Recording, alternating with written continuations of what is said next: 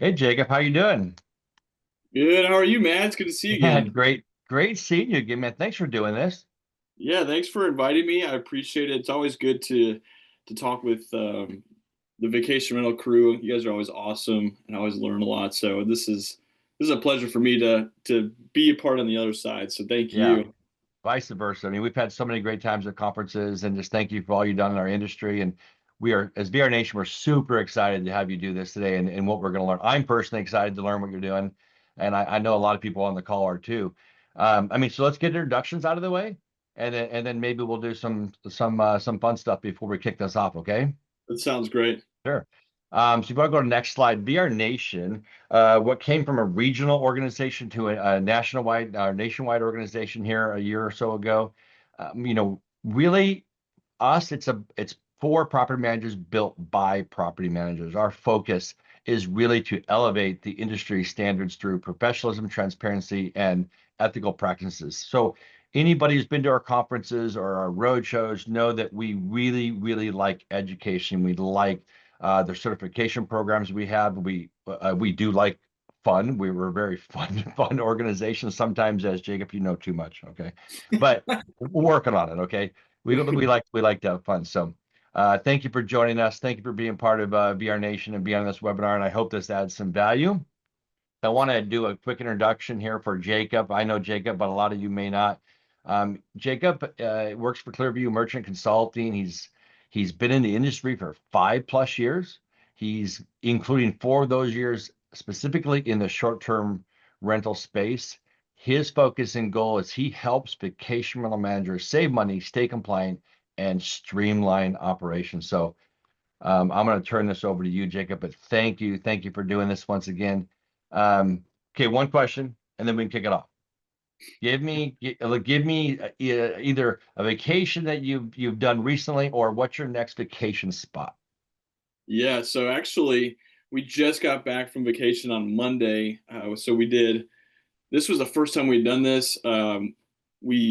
We kind of do this probably about 2 or 3 times a year. We take our house and we put it up for rent, and if we get it booked, we take the whole family out on vacation. And we got it booked for this festival here in Louisville, Kentucky.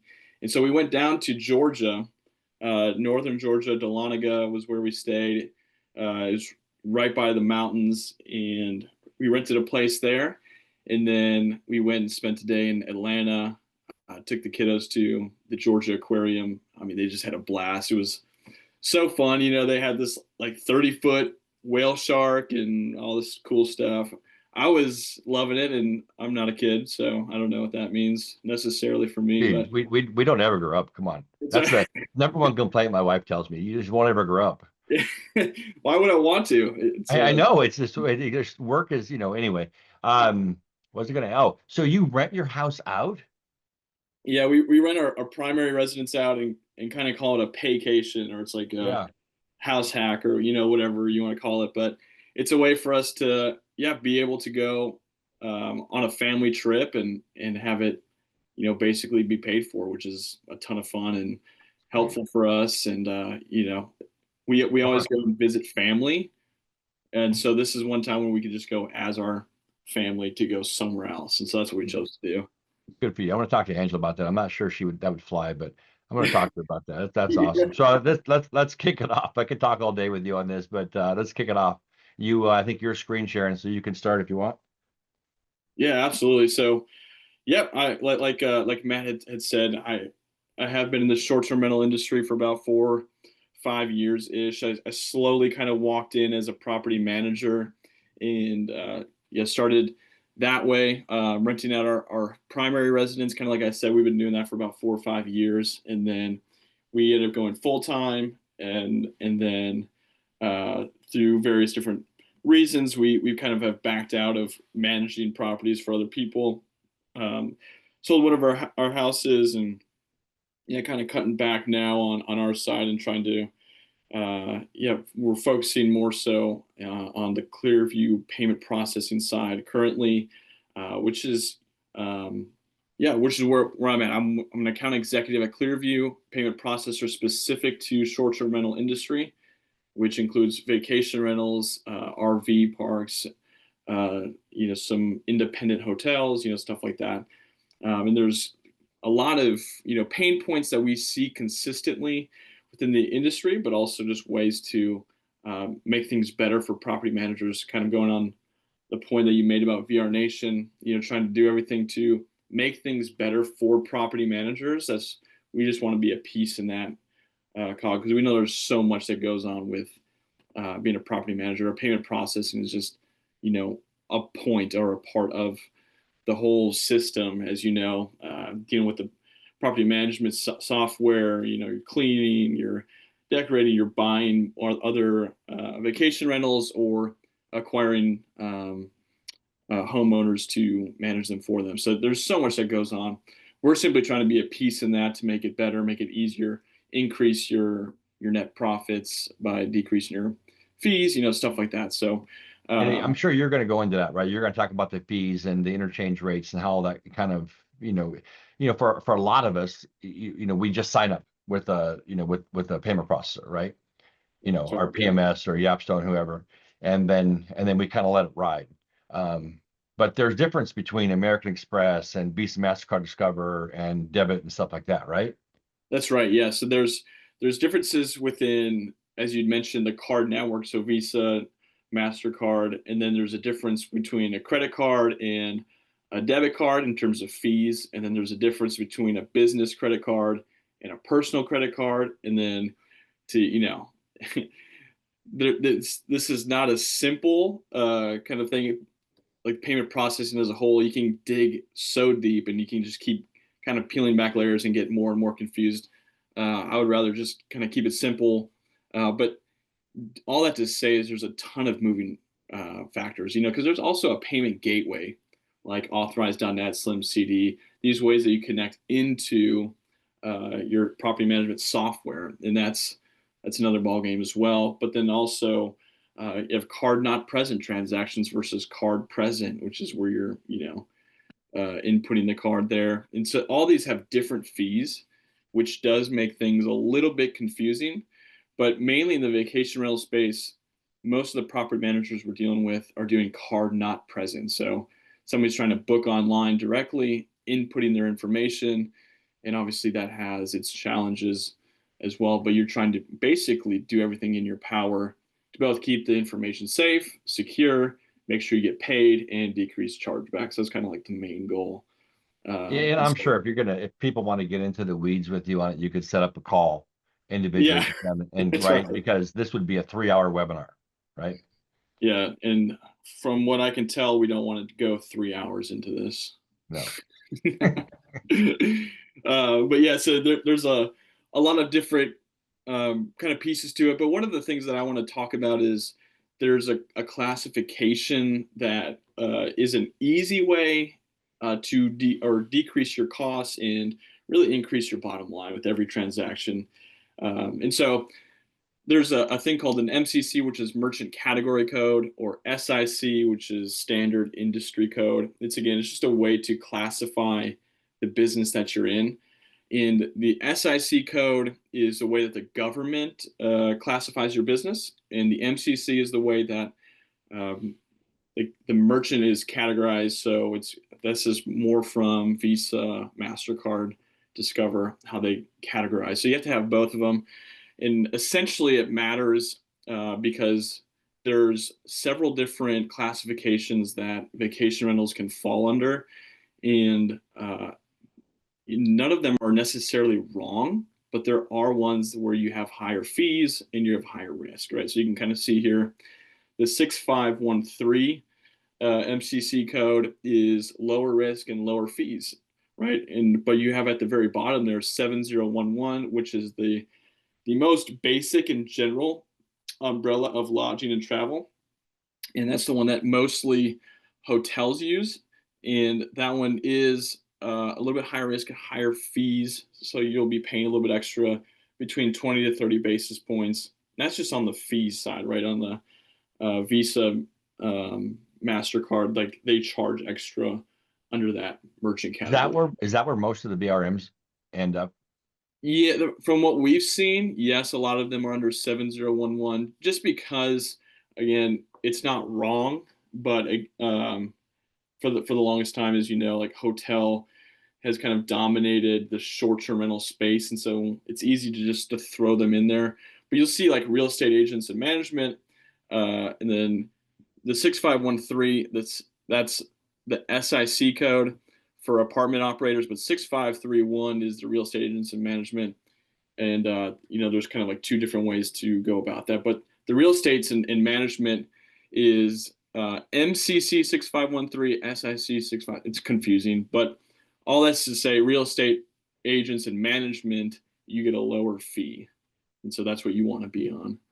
Um, 100% of the time, unless you're a hotel, then obviously you want to be under the hotel. Can we go back to our credit card processor using this information and ask to be switched to the 6513? Yeah, yeah, absolutely. I mean, you can ask them what you're classified under currently. It should be like if you're with a certain processor and you have a login. Typically, you can just go in and see it'll show MCC code somewhere. At least it does for us. We have that little line, and you can just check and see. But if not, you can just message them or call them. See, that's my first takeaway. Good job. Yeah, it's a easy way, quick, easy way to save 20 to 30 basis points and be lower risk. So hopefully that's helpful for everybody. The 6513 advantage, like I said, and these numbers are estimates because again, costs are different among um, different card networks. So Visa, Mastercard, Discover, American Express, all that. So this is just kind of like a visual way to see the same thing. You get $1,000 booking, and again, this is just from the card networks, which have card brand fees and interchange fees.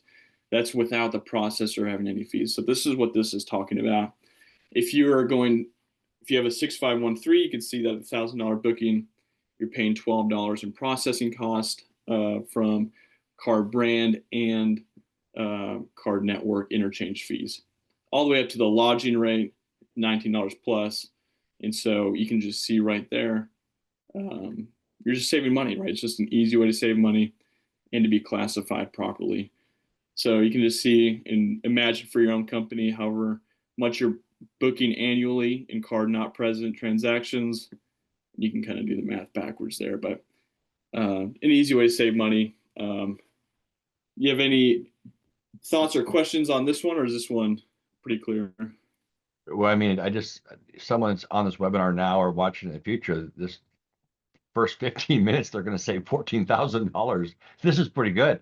This is what I'm Yeah, talking about. This might be my favorite webinar. might be your favorite webinar. I love that. Savings makes everyone's happy. Everyone wins. It's a great thing. And there's easy ways too to um, like for example, what we do is a lot of times when we talk to vacation rental managers, say if you want to show us your current statements, like we can just give you a proposal, just show you what you're paying and show you what it looks like optimized. That's kind of uh, the way that we like to go about it is like, let us just show you what we can do. If we can't improve, we'll just let you know. Obviously, we want to be transparent, we want to be clear, we want to be helpful. And if we're not doing those things, then I don't really see the point of being in this business. Like if your goal is to do anything but just help people. And so my goal is I want to just show you what I can do. I want to see if this would be helpful for you.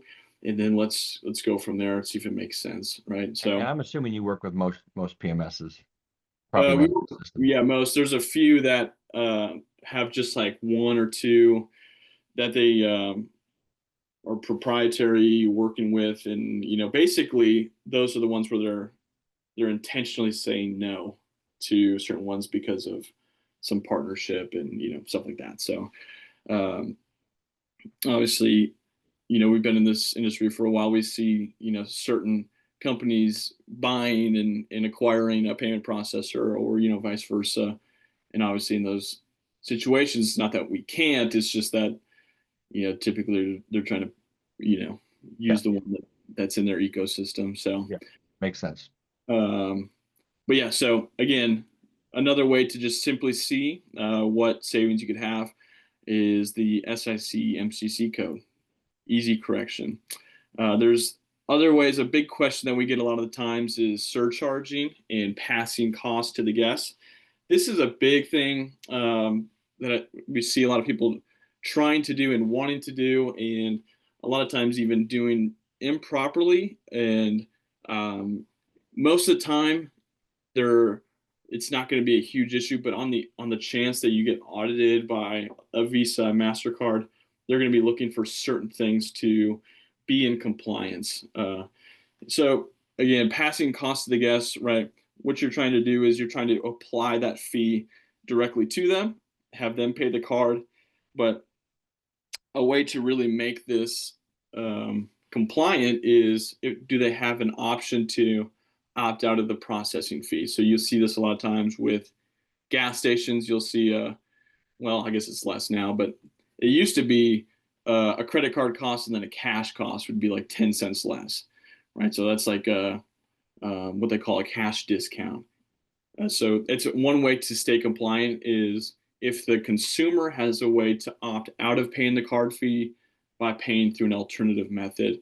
Now, when you're doing card not present transactions, you're not taking cash over the computer. You're not, most vacation rentals aren't doing that. So the way that you do that is have an ACH option where they can pay directly from their bank. Now, again, with doing that, you have to take an extra precaution in that someone can't book the day of with an ACH payment because that takes typically 2 to 5 business days to clear into your account. So to reduce risk, you want to make sure you have about 14 days or so for someone to book and pay ACH, just so that you know that the funds are actually coming through. We've seen that happen a couple of times where they're like, hey, we've been taking ACH for a while, but we've had these issues. And we just say, hey, taking ACH isn't the issue. The issue is how much time you have allotted for that. So again, that would be an ACH discount. We call it reverse my fees at ClearView. It's basically they pay the card processing fees at booking, and if they choose another way, they're not paying any card fees. So it's kind of that dual pricing strategy I was just talking about. So it really helps everybody out, and it keeps you compliant. Because if you're just surcharging, there's a lot of regulations to go into, whether it's by state or federal. And so we try and take that method because it does ensure illegal compliance and transparency. So if anybody wants to pass on the fees, just make sure you are complying with your regulations. That's the main thing that we're really looking for. So again, yeah, here, avoiding costly compliance mistakes. Things we just try and coach up our merchants on is, again, improper surcharging. You have to have disclosure. You can get fined. You can get blacklisted from, again, these are rare occasions, but again, you just don't want to take the chance to, have these things happen. Mishandled chargebacks, right? Missing deadlines or documents. So that's not necessarily like a compliance issue with the chargeback, but if you're not responding quick enough, again, that's going to be just a costly mistake for your company. So trying to coach them up on how fast to respond to a chargeback, what to bring to the table, and how to kind of set the stage for if it does happen, what documents do we have? Do we have a signed rental agreement? What are they agreeing to? Stuff like that. Because I think, again, you can never eliminate chargebacks, which is the frustrating part. And the reason why you can is because a consumer can always call their credit card and say, hey, I didn't pay for this. Well, the credit card has to at least acknowledge that and go through it. And that has nothing to do with really the processor or the merchant. However, what you can take advantage of is, how do we capture the correct data to win this in those events? And the more data that you capture on the front end actually reduces your chargebacks on the back end. So that's kind of the process that we like to take. Again, unsafe card data storage. We've seen people um, who have taken cards over the phone and are writing it down on a piece of paper or stuff like that. Again, these are just uncompliant ways that it's a security risk, it's a liability. You can't handle information that way. So just trying to pulling everyone in the right direction of, okay, how in the world do you do this well? And it's just, honestly, it's a lot of like um, things you don't know until you see someone else doing it right or you hear from someone else. And that's what we just want to do: coach them up, say, hey, there's a better way to do this, and it will help your business. It will keep you from legal and compliance, fines or stuff like that. So here's ways in which you can do that practically. How does, and this may be off base, but how does Apple Pay and Android Pay fall into this, or is that a whole different topic? Yeah, so those are um, basically they're the same thing, but they're just the way that they capture the data is a little bit different. So with Google Pay and Apple Pay, you still have your credit card in there. And so it's still a credit card transaction. It's just a quicker way to pull up all that information, and the way that the information is stored is different. So um, certain gateways will allow you to use Google Pay and Apple Pay for convenience. There's some, I think, that still don't, but other than that, it's really a card not present transaction, kind of similar um, That's to really just, very similar. Yeah. yeah, very similar. Yeah, that's right.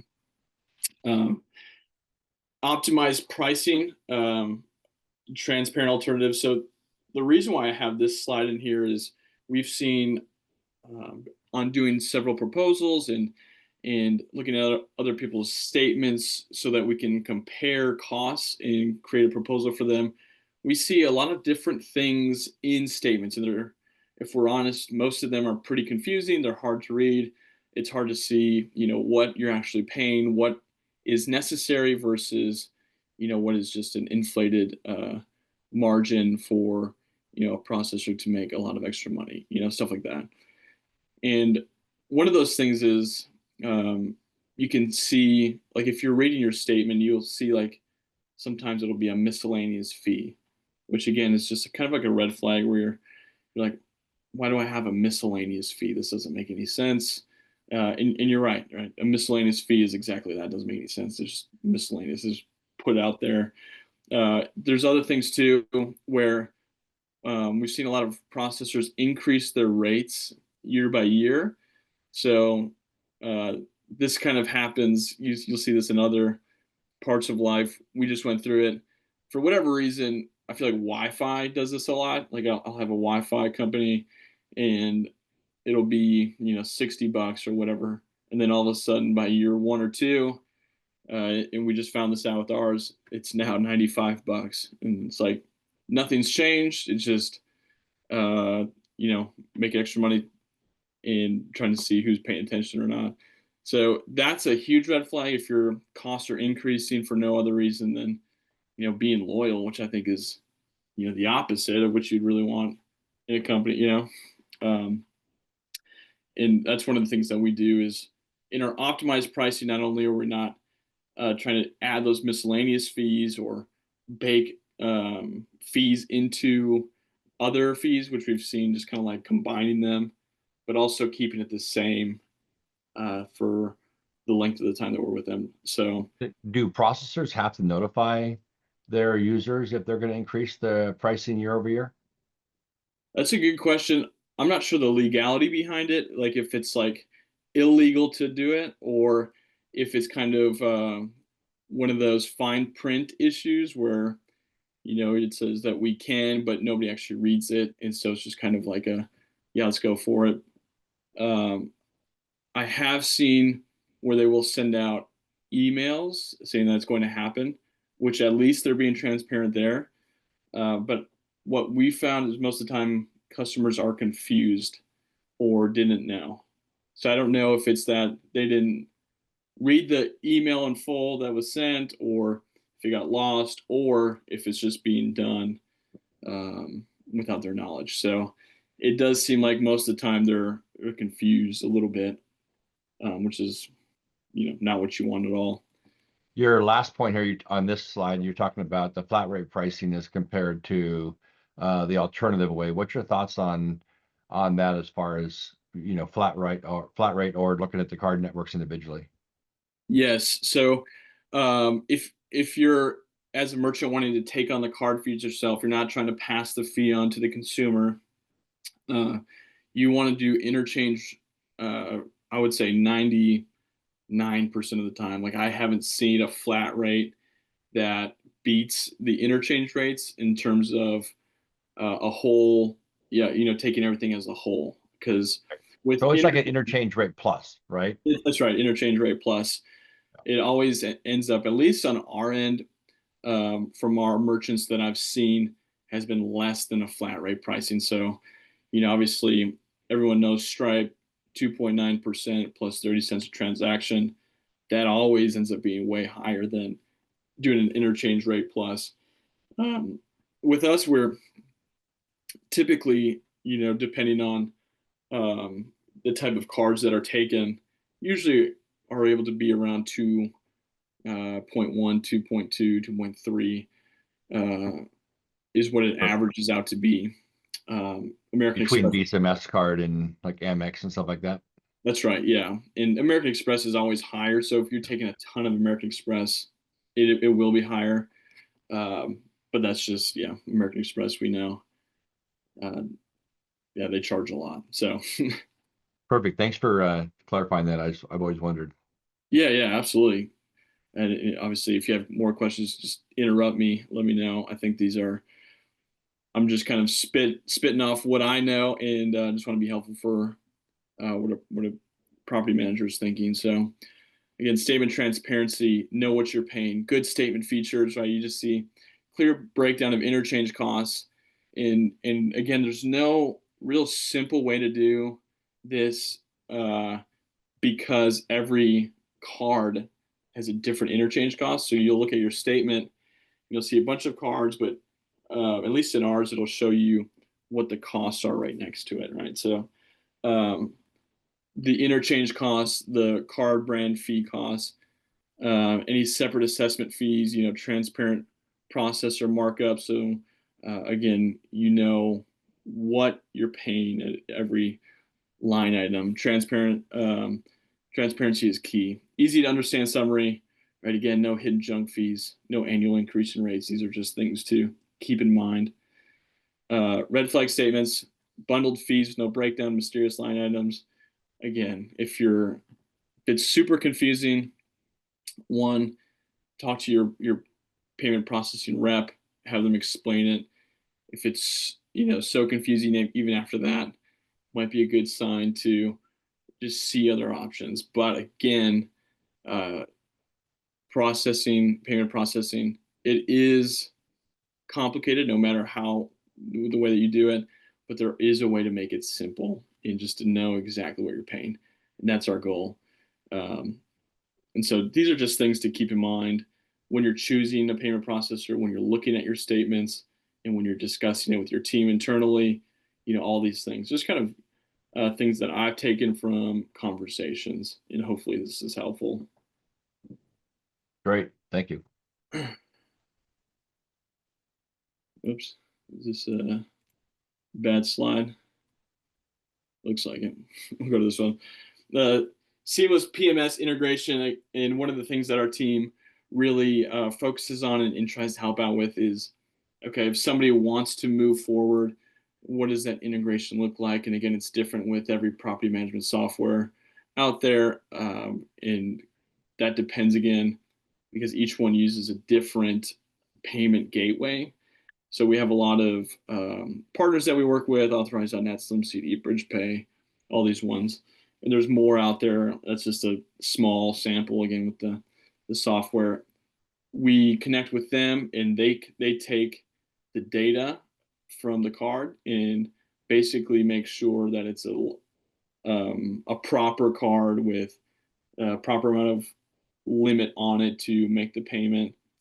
And then the payment processor goes through and does the card transaction and settles the rates and settles the transaction and then deposits into your account. So that's kind of how all this works out. But again, having that property management software integration, as you know, Matt, is it's crucial because nobody's wanting to manually invoice everything and make stuff harder on yourself. Yeah, for sure.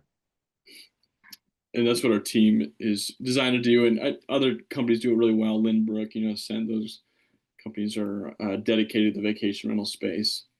And so obviously I know that we're competition, but I want to send love to those who know what they're doing. Yeah, those are some of the others we always see at the conferences. So that's great.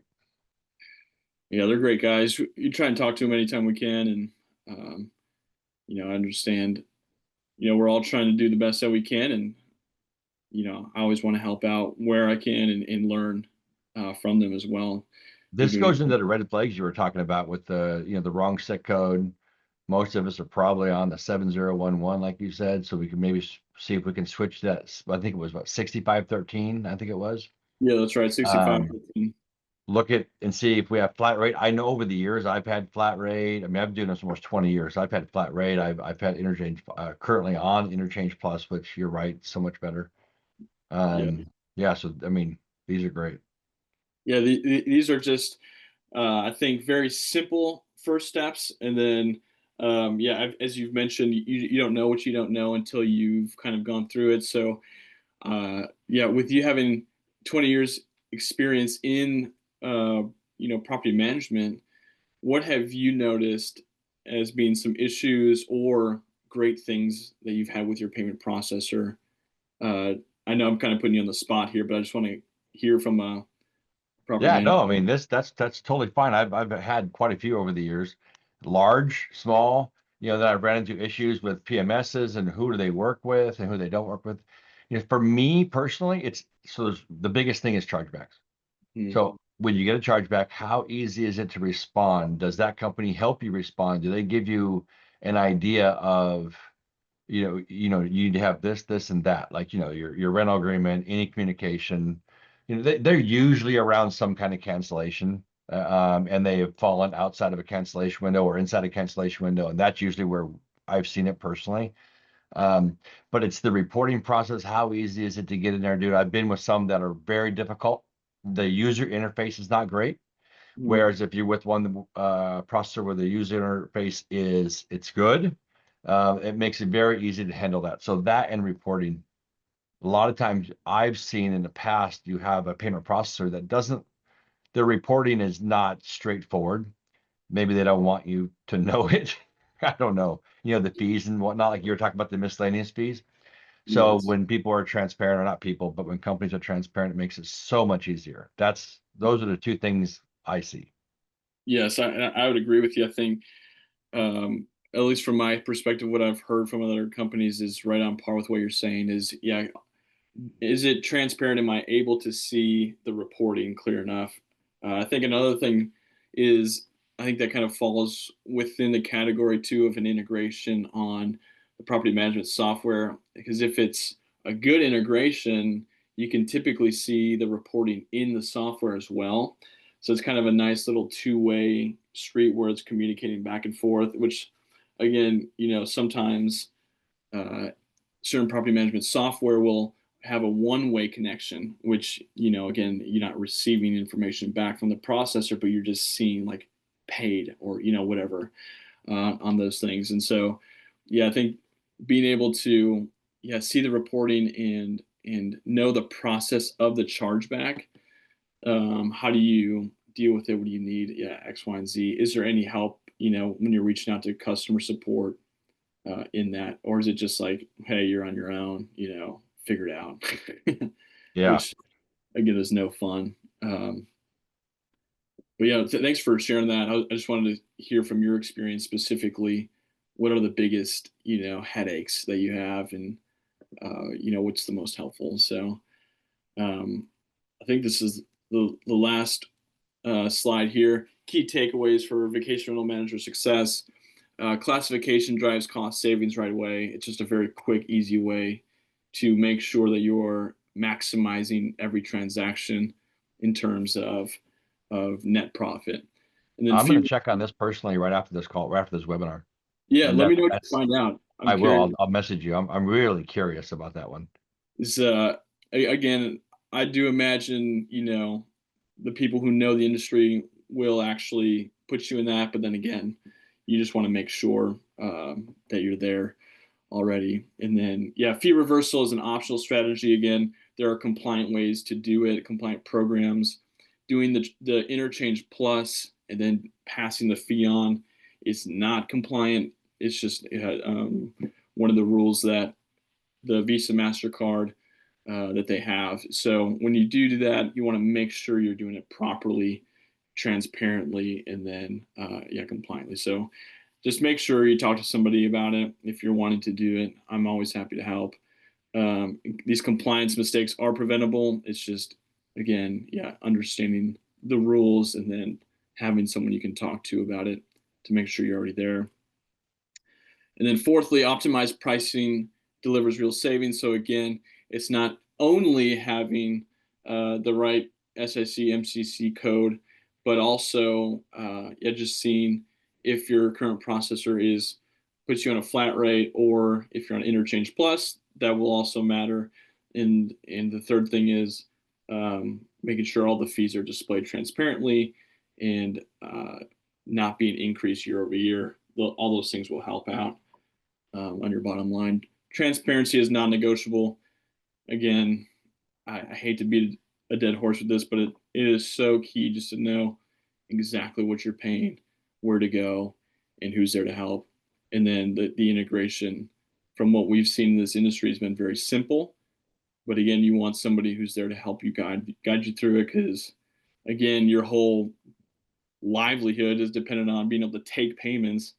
Otherwise, you don't have a business anymore. You got a, I don't know, nonprofit or something, which you don't want to be doing that. You want to be making money, and then you I want don't it to know. be. Some nonprofits make a lot of money. That's true. It's That's a different nonprofits web. make That's a money. different webinar, though.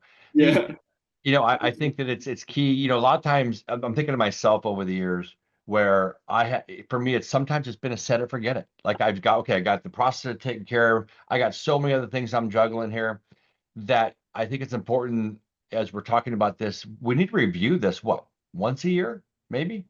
yeah. I'd say at the minimum once a year, but I would say probably twice a year. Just be and probably this is what people tend to do anyways. But if your busy season is summer, you probably want to check in on either side of it. So the spring, winter, or fall, winter, somewhere in those two areas. Because obviously, in your busy season, if it's working, that's great. You typically aren't having enough bandwidth to deal with changing an integration.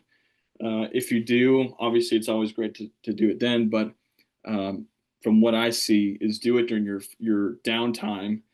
Uh, just review it, take a look at it, spend some time in it, ask questions, and optimize where you can. Great. And so, yeah, I think this is the last slide here. If there's any other, additional questions, I'm always happy to, again, just kind of keep going through it. But I just kind of made some, generic questions because, again, I don't know what everyone else is currently going through. I know from my merchants and people that I've talked with, but um, I'm always happy to, talk as well outside of the webinar. I guess if you sit on the other side of the table and think of yourself as not a payment processor right now, you're a PM. Okay, you're someone who Mhm. manages properties, whether it's one property or it doesn't matter. Give me one or two questions you would ask your payment processor. Yeah, I would They might ask. be right here in front of me. I don't know. Yeah, yes, no, absolutely. I would ask your payment processor. What we talked about. The first one is what SIC or MCC code am I under currently? I would ask her, am I flat rate or interchange? If you're wanting to pass the fee on to the consumer, you want to ask them if they have a compliant model for that. It's typically called either dual pricing, or it's called um, ACH or cash discount. These are kind of the names for the compliant program. Again, it wouldn't be cash that you're taking on that, it'd be ACH. And again, that is also a question for your property management software if they allow that type of payment to come in. And then, yeah, I would just ask also the chargeback procedure. Do you help at all in it? What's the best way to go about it? Where can I keep tabs on it as well? So, a lot of chargeback stuff comes through snail mail, which is, in my mind, extremely irritating because it doesn't come to you till about 10 to 15 days after it's already happened, and then you have to respond very quickly.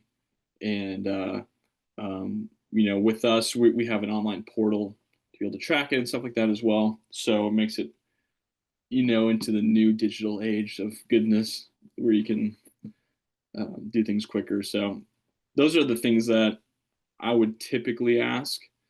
Um, That's great. I mean, that answers a lot of my questions I wish I would have had this years ago. So thanks, Jacob. That's fantastic. So we're just about out of time. Is any last comments you wanna share?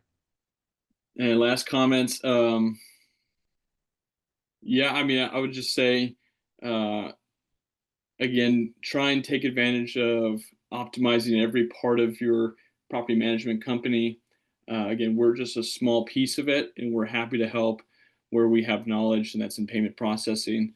And I would check and see one what property management software you're using, and then see what options you do have. Again, obviously, I'm with ClearView, and I'm happy to help, but uh, I'm here to more so educate and be a resource. So if you do have questions on anything, even if you're not a client, I'm happy to help and just see what it is that you need and if we can And help you you have a out. page, I'm assuming, with your contact information here somewhere. I do, yeah, right here. So Okay, perfect. So there you go. It's a way to get a hold of Jacob, which I highly recommend everybody do. This is just like a refresher, or honestly, it's just keeping everybody honest, right? It's just a really great way of doing it. If you're I'm assuming you're going to be at the annual conventions we have going on. There's one in Vegas coming up. Um, we got Denver, VR Nation, Denver. First time in Denver for VR Nation, and we are right downtown Denver. I am so excited about the Denver conference. I've never been to actual downtown Denver. I've been to like outskirts of Denver, but uh, yeah, that should be a great show. I'm not 100% sure which ones I'm going to yet. I got to figure that out still with my team and everything. But Yeah, even if I'm not, yeah, I'm happy to talk and you know reach out to my team that goes if I'm not there. But I'm hoping to be able but to make.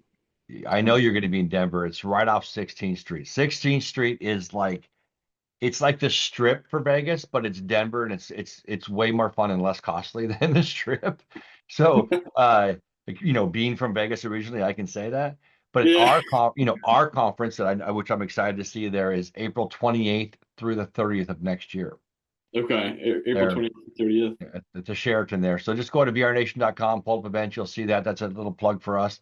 Um, but I know I'm going to reach out to you based on this conversation today. So I'm going to grab some time on your calendar, and we're going to review some stuff, and hopefully you can help me.